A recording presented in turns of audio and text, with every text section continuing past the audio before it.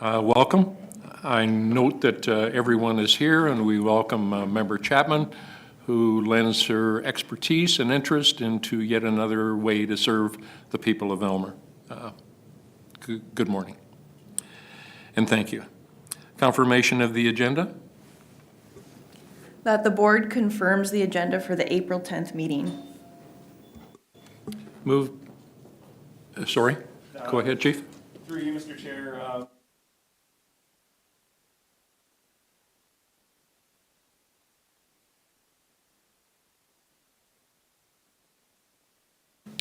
So noted. Thank you. Confirmation of the agenda then. Moved by Member Andrews, seconded by Member French. All those in favor? And the motion is carried. And minutes of the previous Police Service Board meeting? That the board adopts the minutes noting no errors or omissions. Moved by? Member Graves, seconded by Member French. Any questions, errors, or omissions? Seeing none, all those in favor? And that motion is carried. Delegations. Christine, perfect timing. And I promise I didn't speed. Okay, perfect, thank you. Oh, there you go.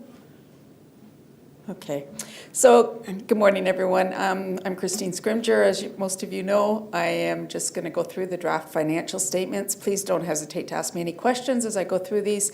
As you know, I'm the auditor for the town, but I also conduct this audit independent of that by looking at transactions, making sure that those transactions that are charged to the Police Services Board actually belong to the Police Services Board. So that is part of the audit process. We also read the minutes to make sure that anything that the board decides gets reflected in the financial statements properly. So I'll just go through each page, and again, please don't hesitate to ask me any questions. I do want to thank the town staff, especially Heather and Lisa, for helping us get through the audit process when we're here. As you can see, this is I think the earliest we've ever been at your meeting, so this is great.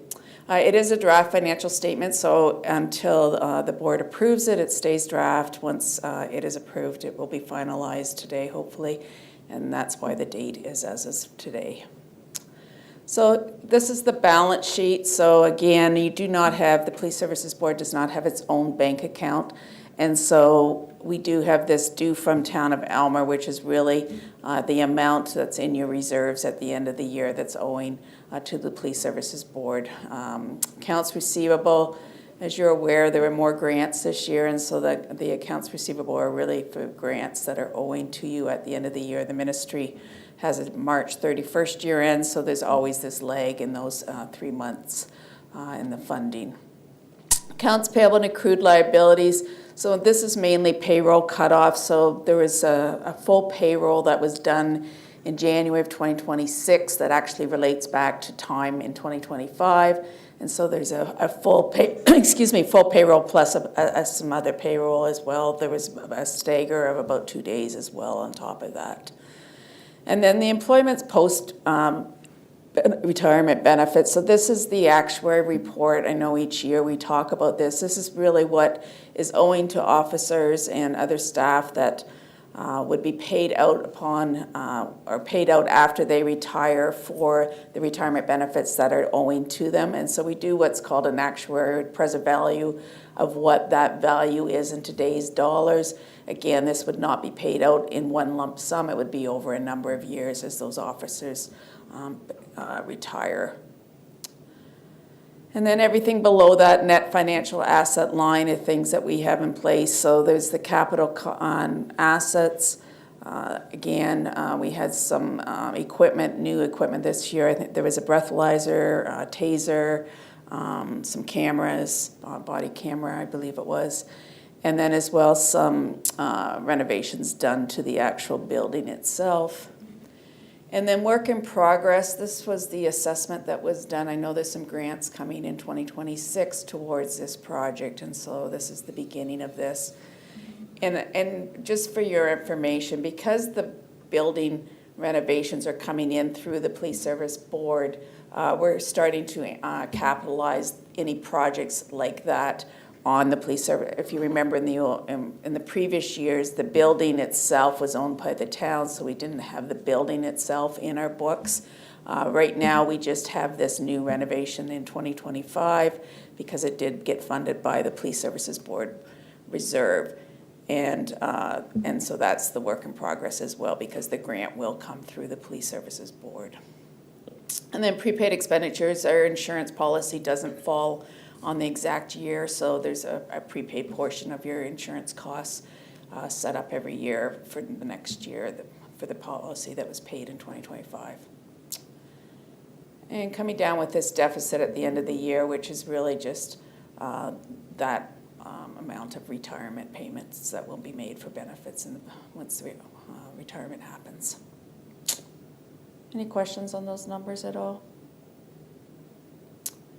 All right, we then get to the revenue and expenditures, and so this has the 2025 budget as approved, and then the 2025 actual versus the 2024, sorry, didn't want to do that, previous year. And so you can see the government grants there have been continue to be higher than what was budgeted, and we'll see that offset down in the payroll line.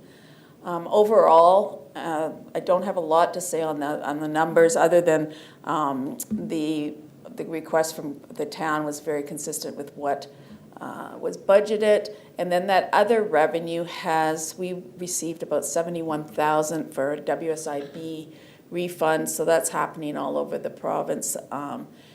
That there is this refund. My own firm got a little bit too. They had a huge surplus, so they paid it back, and so there was, like I said, about $71,000 in that other revenue that wasn't there last year.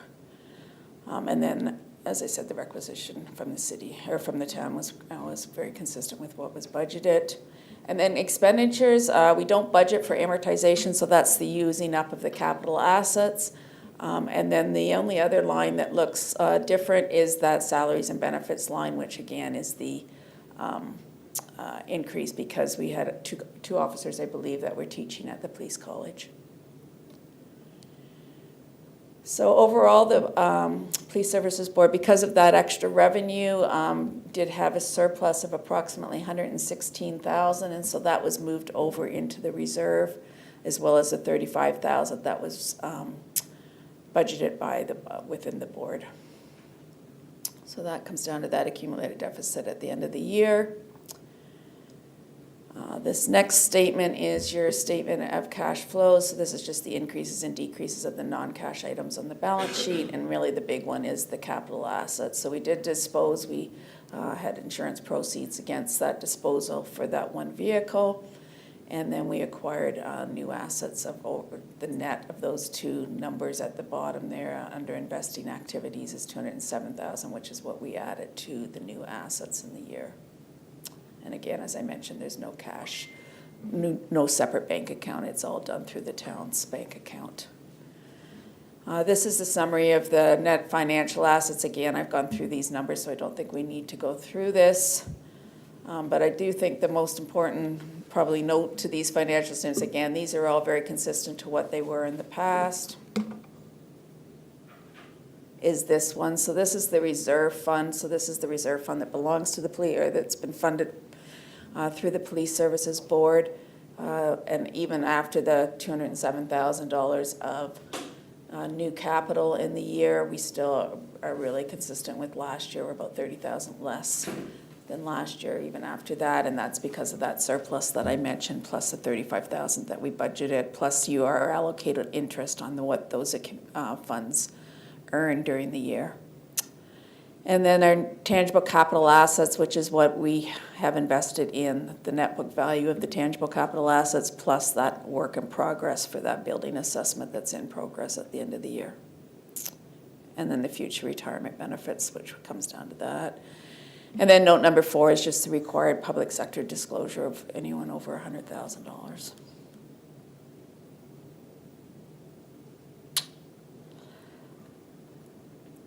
And that just talks about the various assumptions that are made with that public service post-retirement benefit. And then we do have one contract for the dispatching services. But anyway, that's just the net breakdown of the capital assets. And again, you'll see that first column is the building improvements, which is that new one this year, as I mentioned. And that are the financials. Those are the financial statements. Does anyone have any questions? Thank you, Christine. Do any of the members of the board have any questions? I think basically a good news statement. Absolutely.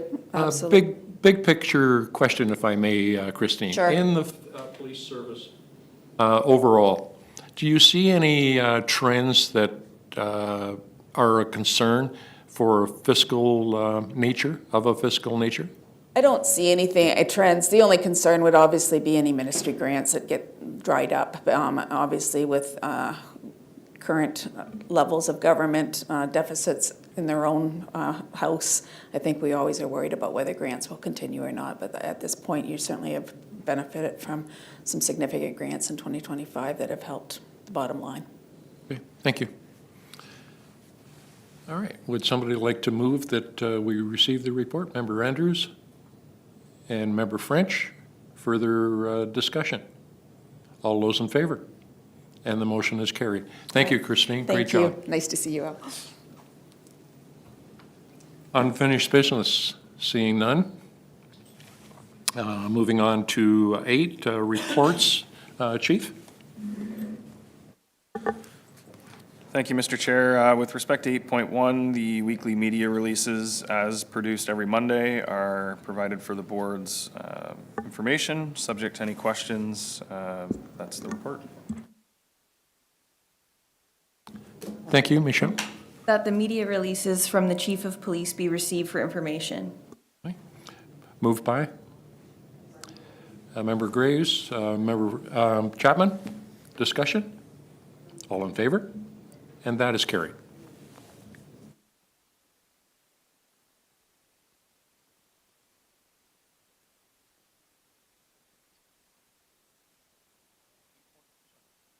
Eight point two, Deputy Chief operational update. Can we have a motion, please? That the report of the Deputy Chief of Police regarding Q1 operational update be received for information. And that's moved by Member Andrews, Member Chapman. Deputy? Thank you, Mr. Chair. This is our Q1 snapshot for the police service. Calls for service are pretty much on pace for the first quarter. First quarter is usually the slowest quarter of the year due to the weather and time of the year. Property crimes are down to this point in the year, which is positive for us. I relate that to our proactive patrols and us being visible in the community. As you'll see, the Mental Health Act and apprehensions are trending to be a record year for that. And we currently have the MCERT worker in-house 2 days a week right now, and they're extremely busy. I know I talked with her yesterday, and she had a full day of phone calls, follow-ups, and referrals. So we're relating this going up to them. It's very positive. I know apprehensions sometimes aren't, but as far as our interaction and getting people help, we're trending in the right direction for that. Prisoners processed to the start of the year, we're starting to pick up now with the nicer weather. Things are starting to pick up in the community, and we're starting to bring more people into custody. So that'll as the summer approaches, that number will continue to increase. One number that is a bit alarming for us to date is the impaired driving charges that we've had. We're at 17 already by impaired driving. That's quite high for this point in the year. We are constantly out there doing ride programs, and we've had several impaireds lately and high impaireds, some high 200 readings. It's very good proactive work by our officers, but also concerning that we have this many impaireds within a small community. But we'll continue to do our work. To date, motor vehicle collisions are down, and I relate that to our proactive patrols and our, especially intersections like John and Talbot, where we're always conducting enforcement. And there'll be future projects coming up in the summer as well. So I think we're doing well in that area. Our charges are trending in the right direction. As I said, the first quarter is always a little bit low and slow. And as summer approaches, things will pick up. So I'm anticipating us passing those numbers by year's end, based on what I'm seeing so far. That's all I have to report. Any questions? Oh, yes. In relation to the traffic enforcement too, we also there's several complaints regarding the Elk Street and speeding since the construction's been completed. So we did a 2-week project there, both day and night. I read all the reports. The highest speed we had, chargeable speed, was 84 kilometers an hour and a 50. But the overall average speed was between 40 and 55 kilometers an hour. We did lay 8 charges in that 2-week period. There was also some education done with some people driving over the speed limit. But overall, I think the community is driving in that area in a safe manner based on the time that we put in there. Thank you. Questions from the board? I have one question, Deputy. You mentioned the interaction on the mental health issues. First of all, it's a good response, but unfortunately, it's a necessary responsibility. Our percentage of time that we're able to use the resources, are we still within the manageable range? Do we have enough support? We could always use more support. I don't know if we'll ever have enough. The 2 days a week is actually filling up. Since I've been here, has filled up a lot, and I think we're probably trending in the direction where we could use a 3rd day at some point in the future. But they're busy when they're here. Our officers are doing a good job at lining up the referrals, so when they are here, they're busy. There's lots for them to do, and I think people are taking advantage of it. We have people just walking into the station now and asking to speak with MCERT so they can get some referrals and get some help. So I see us trending into a 3rd day at some point. We could always use more time, but right now we're working with what we have. Thank you for that. Do we have the means to increase to a 3rd day if necessary?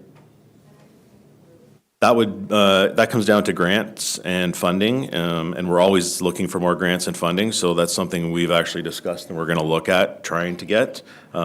We split with the OPP, so they get more time than we do, and we're trying to figure out how we can get some more hours under our belt for our service. Thank you for that. Any other questions? Member Graves. So with the changes that were made there to Elk Street, has that helped? Do you feel with the speeds that are going down Elk? So they've narrowed it in a bit in certain areas. I think it has. Some of the officers have said, some officers have sat there, a couple of the reports were up to 2 hours and they didn't get anyone, any infractions. Obviously, it's the time of day too. If it's a busy day, you're gonna get more. But the guys or the officers have made comments that things seem slower than they used to there based on their reports and what my interactions with them. So it's early, but and we'll be back there in the summer probably running another project, and we'll see how that goes once the nice weather's here. But it looks positive so far. Thank you. Good question. Chief. Just through you, Mr. Chair, just on that note, I can tell you that we did mine some data on Elk Street pre-construction and then again post-construction, and I sat with Terry and we reviewed that. And the data with the changes that they made fully support the fact that the speeds have been reduced to probably about 10%, which is significant. So just the way that it was designed, there are improvements on the face of it, and like the deputy said, we'll continue to monitor it. The problem, if it is a problem, with traffic complaints is 9 times out of 10, perception is what drives these complaints. And when we go down there, cars certainly appear to be moving a whole lot faster than they are. And then when we show people the radar, it translates a little bit more. And certainly, with the 40 being behind assumption, it helps us a little bit more with our enforcement. But yeah, as far as traffic projects go, the spring is always busy. If people are calling in with complaints, we're always happy to come down. We'll investigate it. An officer will come out. They'll take a general occurrence report, and then we will decide how we deal with it from there. So, by all means, if anyone has a complaint, we encourage them to give us a call. So. Thank you. Good question. Any other questions? Okay, all those in favor? And the motion is carried. 8.3, Chief of Police, financial reports. Michelle? That the report of the Chief of Police regarding February and March financial reports be received for information. And that's going to be moved by Member Chapman, Member Anders. Chief? Thank you, Mr. Chair. Note that February and March are provided here, but for the benefit of the board, I'll skip ahead to March because that pulls from February. So overall, we're sitting at 24% year-to-date at the end of March, which is effectively 1% under budget overall. You will note the only lines of significance are with respect to hardware, software, and our annual maintenance fees.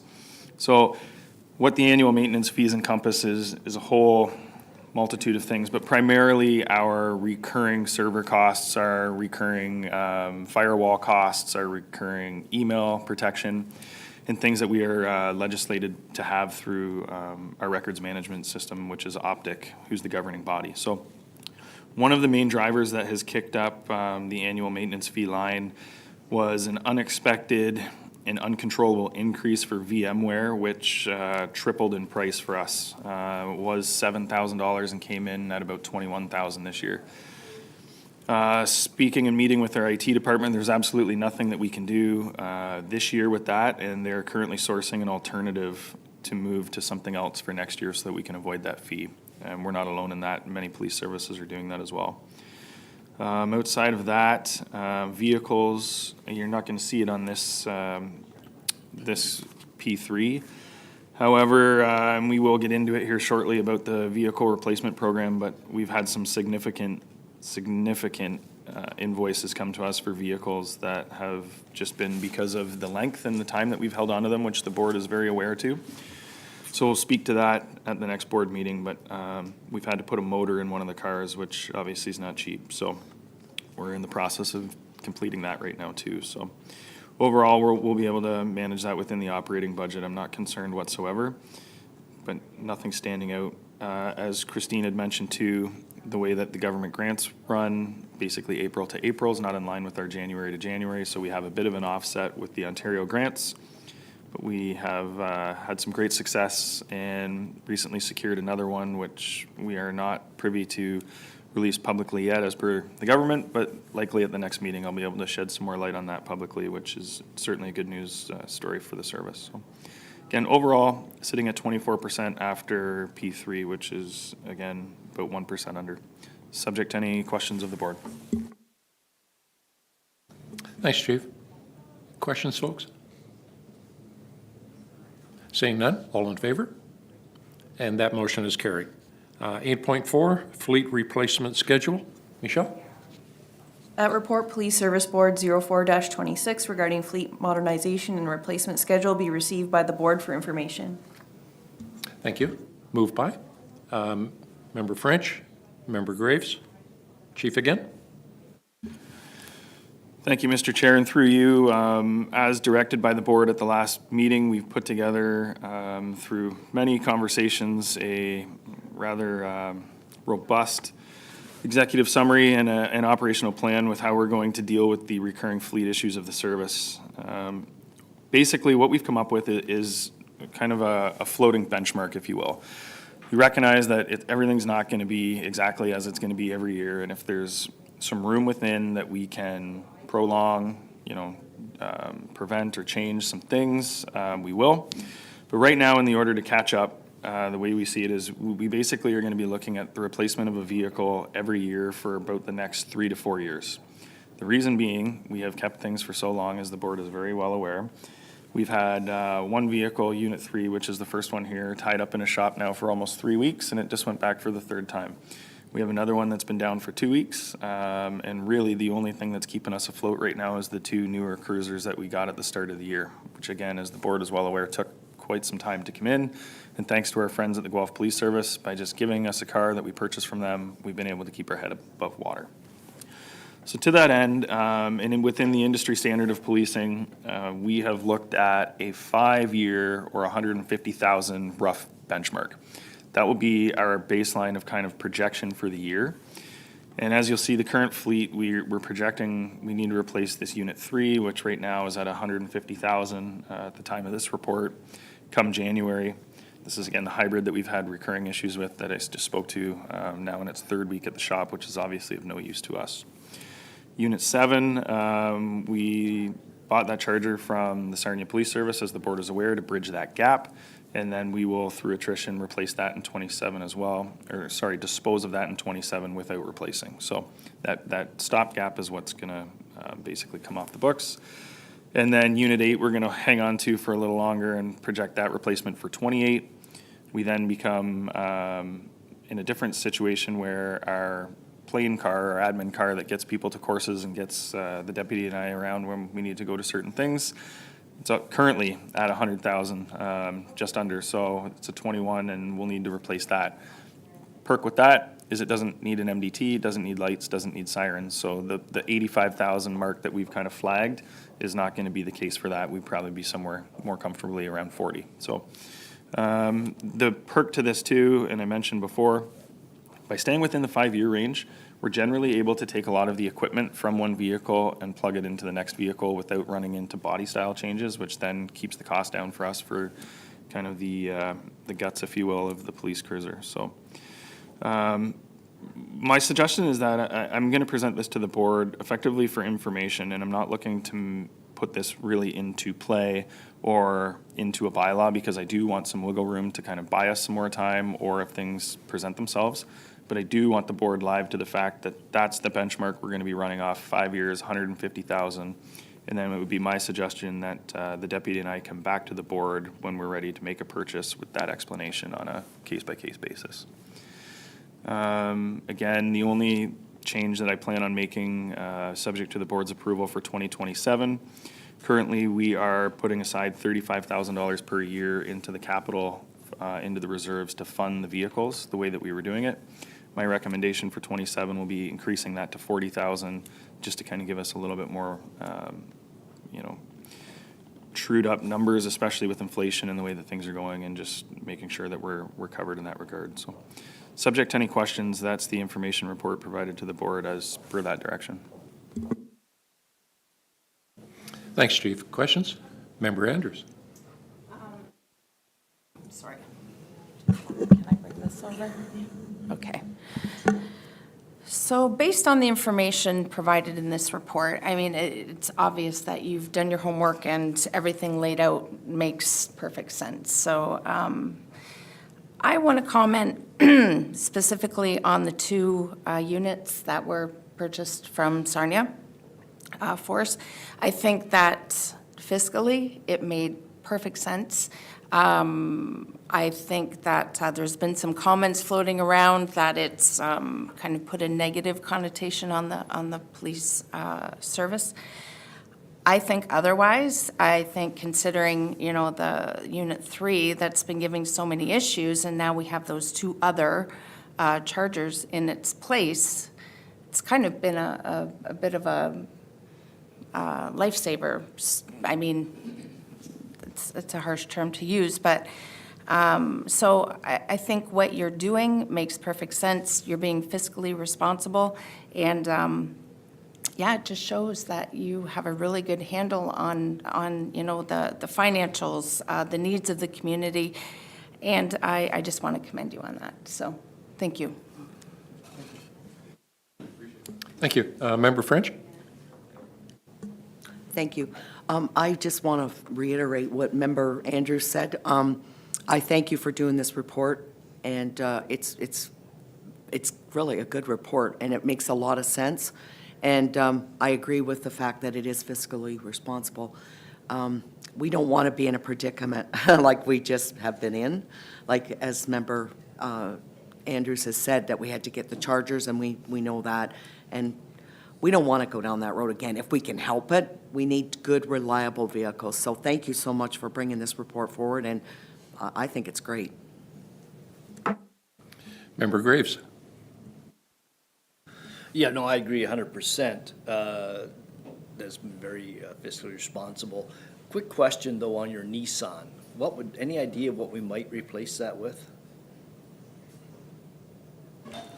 Thanks for the question. Through you, Mr. Chair. And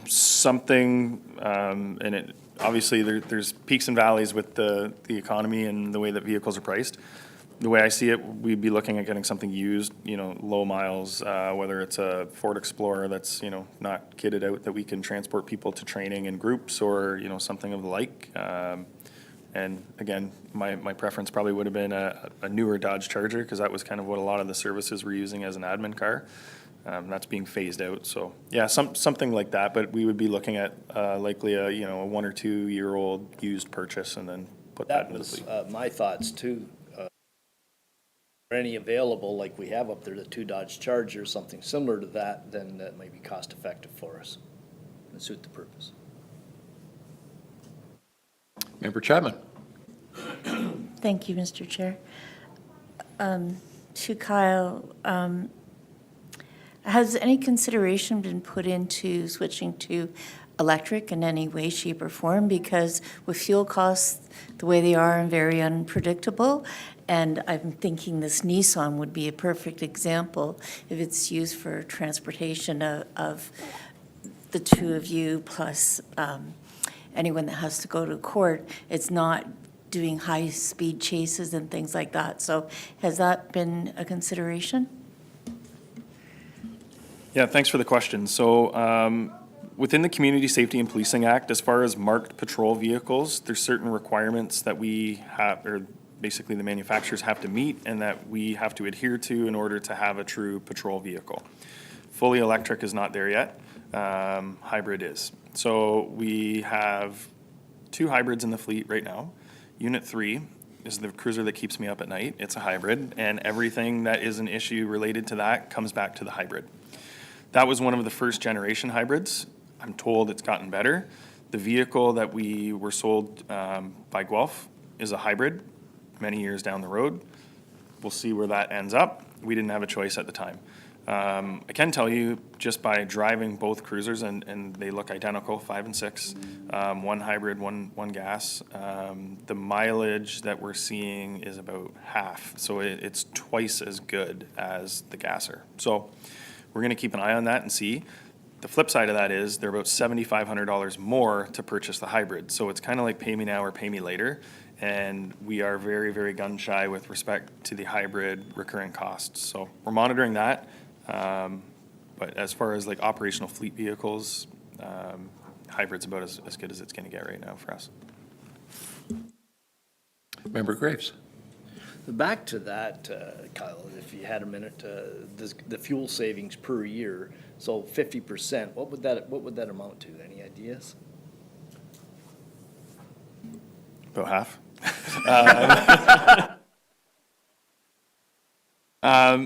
No, so I have a meeting with a company it's called Geotab, and what they do is they have a plugin that actually goes into the computer of the vehicle that can give us more of this data.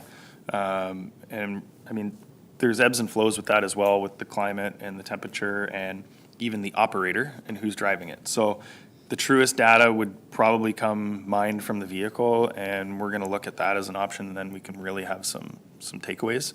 The other, and the deputy and I haven't spoken about this yet, but Guelph is very big on the hybrids and all that too, and they have a far bigger reach with their resources. So someone's inevitably done this work ahead of us, and we'll probably mine that out from somewhere else and bring that back. But yeah, the cost benefit, it's there. We just don't know exactly where it intersects yet. So we'll look at that. And hopefully this Unit 6 is far better than 3. And so far it's been, there's noticeable differences in even how it drives and how it operates for the better. I guess where I was headed with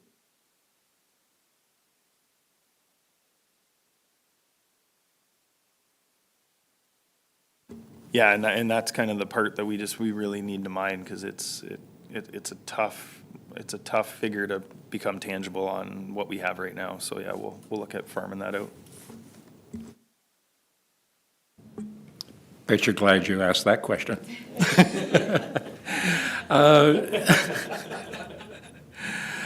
Chief, a question, and just try and get my thoughts back in here. Oh, as far as increasing by $5,000 into the reserve, over 4 years, you're going to get, obviously, $20,000, which is a third or a quarter of what a new cruiser is worth. Is that the number that we should be striving to inject? Thank you, Mr. Chair. I would say yes. I mean, it's a minor increase, and I think the way in which we operate and the history of our budget and the, proven track record of putting money back in the reserves through fiscal responsibility is going to mitigate any differences with that. So rather than front load it on the operating budget, I would rather just make it modest and then capture it within fiscal responsibility, dumping it back into the reserves and ultimately pulling it out that way. Thank you for the explanation. Any further questions? All those in favor of this report? And that motion is carried. User fee updates. Michelle? That the report of the Chief of Police regarding user fees update be received for information, and that staff be directed to provide public notice of the proposed fee changes in advance of the June board meeting to allow for public review and comment, and that staff be directed to bring forward a finalized user fees bylaw incorporating board feedback for consideration and adoption at the June meeting of the board. Thank you. To receive the report, Member Andrews, Member Chapman, and Chief, the report, please. Thank you, Mr. Chair. And through you, an excellent suggestion that you brought forward was basically looking at providing a reduction to those in our community that are truly volunteering in the community. And I think this was an excellent suggestion and something that we were very interested in.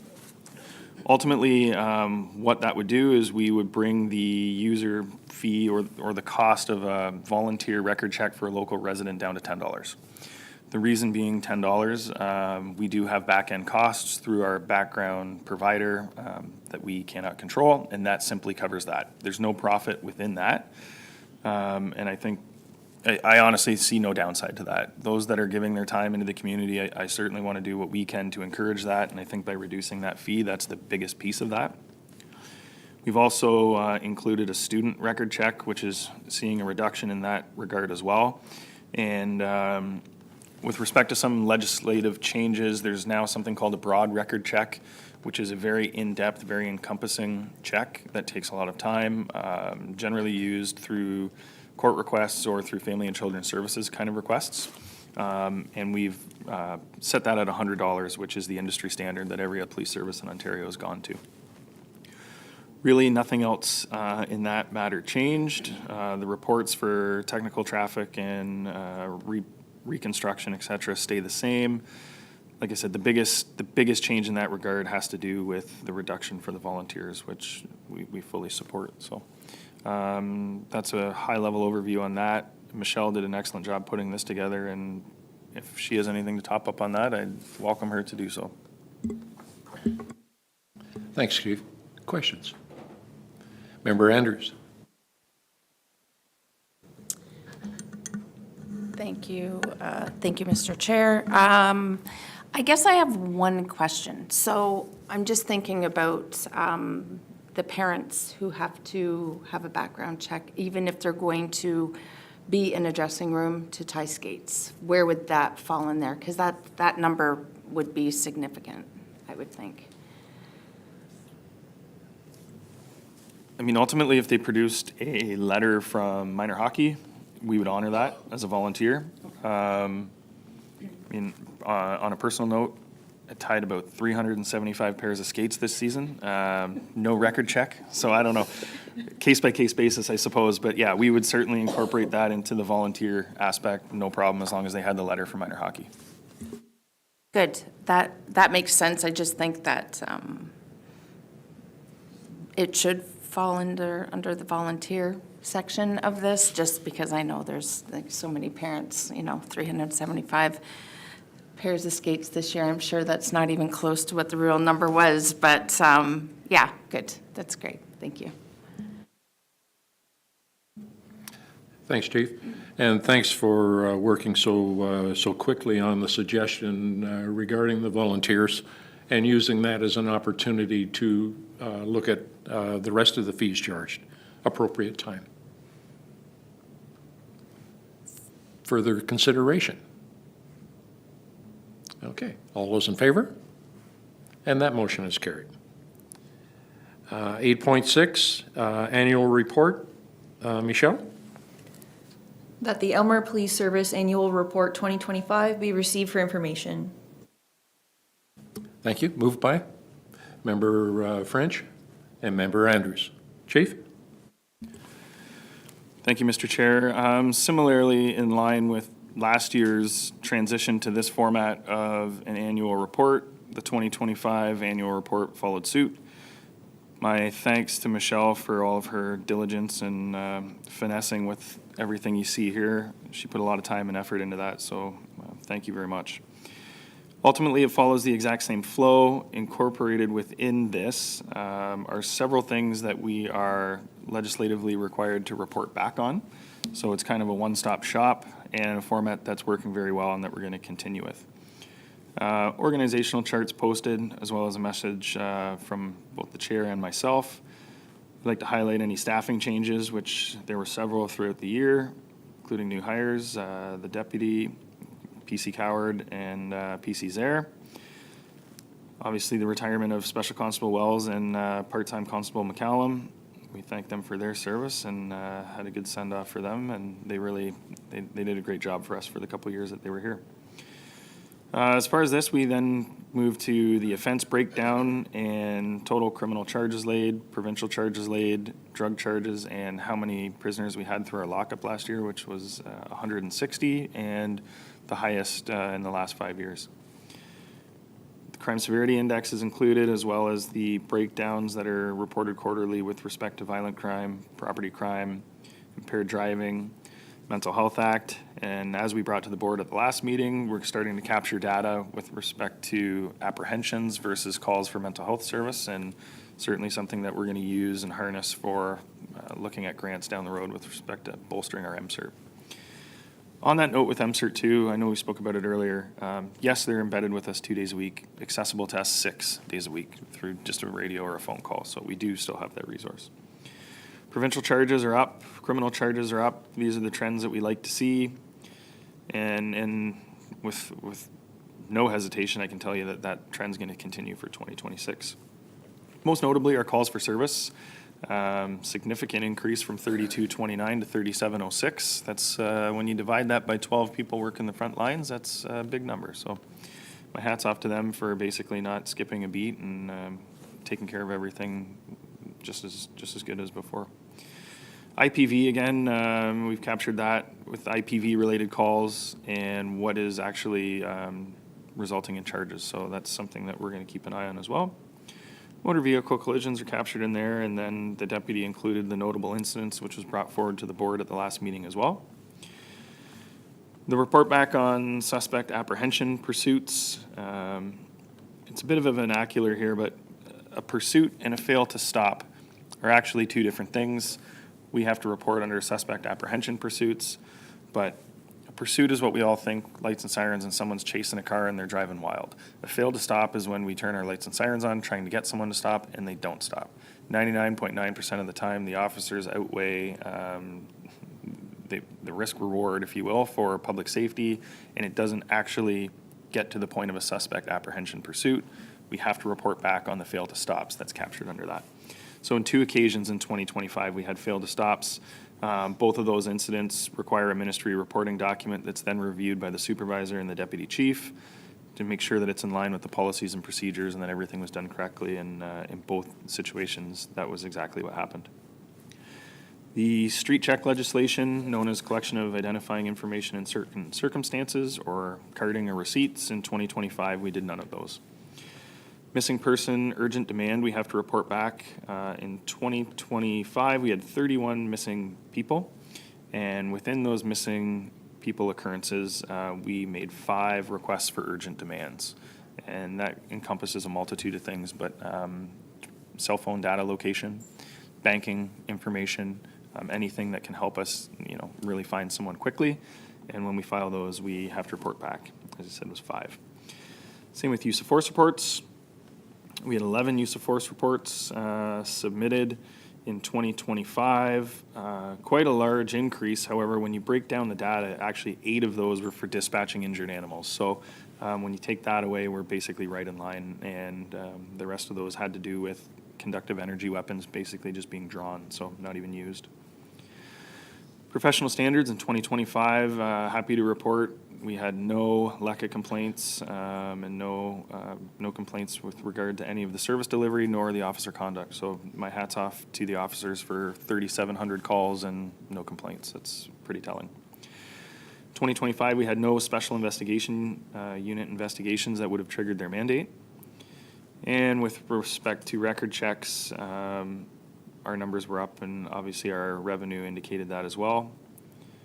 Did 612 of those in 2025. With our website and some of these changes here, we've switched our record check provider, which is very, very smooth, very, very modern program that's going to be released here in the next week or two. And we're also going to be opening up just basic criminal record checks nationally. So we're hoping to generate some revenue through that as well, because we're able to do so, and Erica's going to take that on. A couple highlights of some of the community events that we did, and again, we were, in my respect, very visible and at as many things as we could have been this year, and that trend's going to continue well into 2026. And then basically a highlight level here of the strategic business plan, which also piggybacks the diversity plan that the board put forward. Closing page here on breakdown of the operational and non-operational components of the budget, and again, with respect to our surplus. And subject to any question, that is our 2025 annual report, and that will be posted on our website, which is also a requirement of legislation to be accessible. Thanks, Chief. Appears to be a well-prepared and informative document. Any questions from the board? Member Chapman. It's just a small one. The photo of the member of the boards includes member Barber, and it doesn't include myself. So this is not an up-to-date thing, and I don't know if you want to change that or if you're happy with the way that it is. Through you to the chair, to Member Chapman, this is a 2025 report. So we that's will be planning Okay. a new photo for 2026 in the Okay. upcoming one. I'll just let the board know in advance so they can dress up for that day. Right. Okay. And I have another one. I'm just trying to of the missing person, there's a new program in place. You have to help me, Pete. I can't remember what it's called, but it's through, it was initiative from Member Barber. I can't think of what it's called, though. Project Lifesavers. So of those missing people, were any of them connected to that program? Through you, Mr. Chair, and that's an excellent question. No, none of them were. These were ones that encompassed geography. And if we can't really differentiate the difference between a missing person and basically a compassion to locate. And there is a difference in the way that we review them and the way that we dump operations out to kind of find that person. Most of these ones involve people leaving Aylmer and going to different cities, different towns, different locations. So there was nobody that was part of Project Lifesaver locally that was like a compassion or an emergency need to locate. Thank you. Good question and timely. Member French. Thank you. Just a comment about the diversity, equity, and inclusivity. I can't even talk today, sorry. I just want to make a comment because a lot of people, I don't think they realize, but all the board has been well-trained on this, and it's extensive training that we have to take, and we take this very seriously. I believe, that some people in the community may not think that, but all police officers and all members of the Police Service Board take this very seriously and have taken a lot of training in this regard, and I really am happy to see that it's included in this report as well, and with all the information. So I just wanted to kind of reiterate that.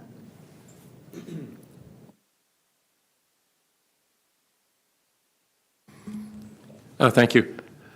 Chief, there have been social media postings suggesting that Aylmer is not a safe community. The data doesn't support that. Could you touch on that just for a second, please? Yeah, sure. Through you, Mr. Chair. I mean, speaking in generalizations, there's certainly a difference between quantitative and qualitative data.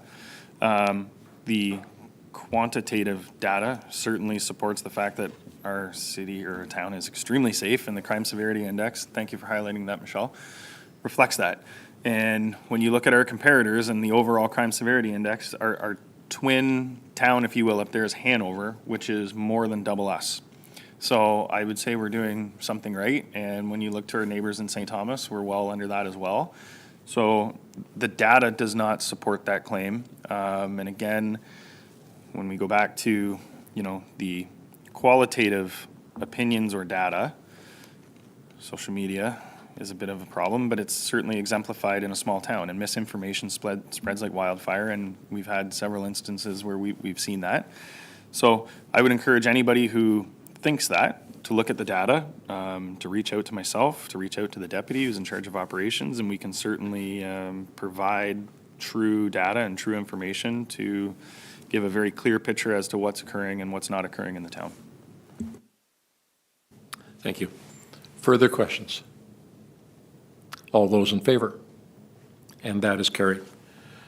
One piece of correspondence, and that was acknowledgement from the Ministry of Solicitor General's office, thanking our dialogue at the Roma conference.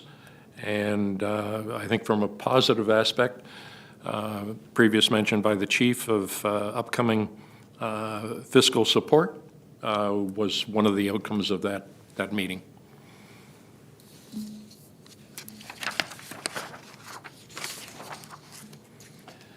Okay. Next item of business is a requirement to go into a closed session. Michelle? That the Police Service Board shall move into a meeting closed to the public at 9:52 a.m. to consider the reports from the Chief of Police regarding 2025 performance evaluation, contract discussions, uniform contract negotiations, and personnel update, and that consideration of these items is closed to the public pursuant to Section 44(2)B and D of the Community Safety and Policing Act 2019 as amended, as the subject matter pertains to B, personal matters about an identifiable individual, including members of the police service or any other employees of the board, and D, labor relations and employee negotiations. Thanks, Michelle. Moved by? That we go into closed. Member French, Member Chapman, all in favor? And we're into closed. Thank you.